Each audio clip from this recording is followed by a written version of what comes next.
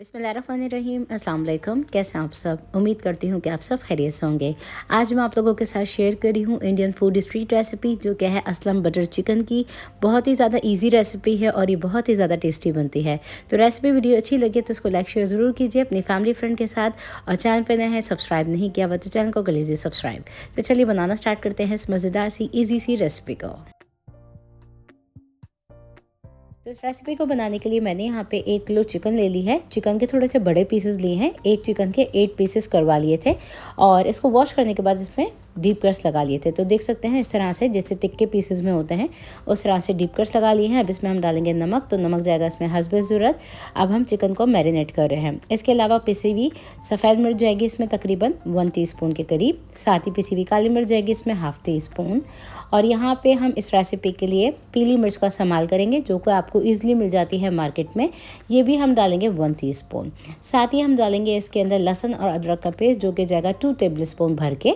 और साथ ही शामिल कर देंगे हम इसमें तकरीबन 3 नींबू के रस। तो यहाँ पे मैंने 3 छोटे वाले नींबू जो होते हैं उसको मैंने रस निकाल लिया था, ये डाल दिया है। अब इसको बहुत अच्छी तरीके से हम मिक्स कर लेंगे। तमाम मसाले को बोटियों के ऊपर लगा लेंगे और इसको मैरिनेट करेंगे हम तकरीबन 5 से 6 घंटे के लिए। तो कर देते हैं इसको कवर। आगे का स्टेप करेंगे मैरिनेशन होने के बाद। अब ये चिकन हमारी मैरिनेट हो चुकी है। इसको मैंने फ्रिज में से आधे घंटे पहले निकाल लिया था। तो यहाँ पे मैंने एक खुली कढ़ाई ले ली है, जिसमें हम इस मैरिनेट हुई हुई चिकन को डाल देंगे। तो जब भी आप इस तरह की कोई भी रेसिपी बनाएं, मैरिनेशन करने के लिए अगर आप इसको फ्रिज में रखते हैं तो आप इसको 1 घंटे पहले ज़रूर फ्रिज में से निकाल लें, ताकि ये रूम टेम्परेचर पे आ जाए। तब इसका आगे का स्टेप करें। चिकन को मैंने मीडियम टू हाई फ्लेम पर 5 से 6 मिनट के लिए कुक कर लिया है। पिंक से ये वाइट हो चुकी है। इस स्टेज पर हम इसको कवर करके पकाएंगे 10 से 12 मिनट के लिए। तो कर देते हैं इसको कवर। चेक करेंगे 10 से 12 मिनट के बाद। तो चिकन को पकते हुए तकरीबन 10 से 12 मिनट गुजर चुके हैं। इस स्टेज पे चूल्हे की आंच को मैंने बंद कर दिया है और इसमें हम लगाएंगे कोयले का धुआं। तो मैंने यहाँ पे एक कोयला ले लिया था, जिसको मैंने सुलगा लिया था। इसके ऊपर थोड़ा सा तेल डालेंगे और कवर कर देंगे इसको 5 मिनट के लिए।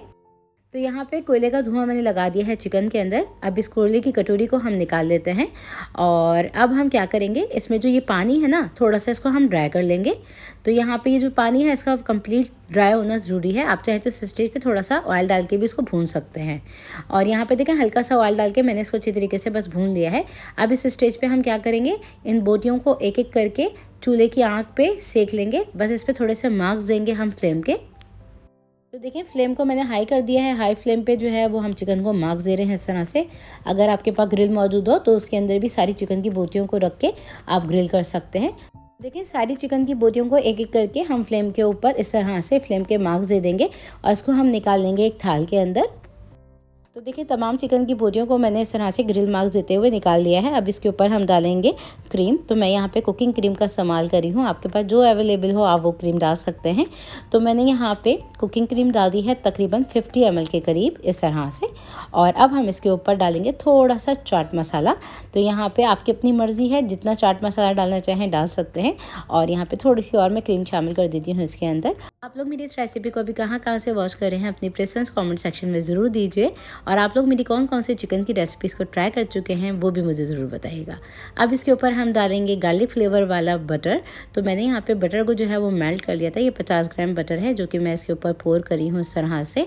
आप चाहें तो सिंपल जो भी बटर घर में हो मौजूद आप वो भी डाल सकते हैं, लेकिन गार्लिक फ्लेवर का इसके ऊपर ये जो बटर है ना, बहुत ज़्यादा टेस्टी लगता है। तो देखिए, ये 50 ग्राम के करीब जो बटर है ना, उसमें से मैंने थोड़ा सा उठा लिया है। बस इसके ऊपर थोड़ा सा मैंने हरा धनिया डाल दिया है और यकीन जानिए ये बहुत ही ज़्यादा टेस्टी बना था। आप लोग भी इस रेसिपी को मेरी ज़रूर ट्राई कीजिएगा। और रेसिपी वीडियो अच्छी लगी ना, उसको लाइक शेयर ज़रूर कीजिएगा अपनी फैमिली फ्रेंड के साथ। और रेसिपी का ना बनाने के बाद फीडबैक ज़रूर दीजिएगा। आप लोगों के फीडबैक का इंतज़ार मैं ज़रूर करती हूँ। इस रेसिपी को सर्व कर सकते हैं चपाती के साथ, रुमाली रोटी के साथ। ये बहुत ज़्यादा टेस्टी लगते हैं। इसके ऊपर आप डालिए प्याज के लच्छे और इसको सर्व कीजिए गरम गरम। ट्राई कीजिए, बनाइए, इसको एंजॉय कीजिए। फिर मुलाकात होती है एक और नई रेसिपी वीडियो के साथ। जब तक के लिए टेक केयर, अल्लाह हाफिज़।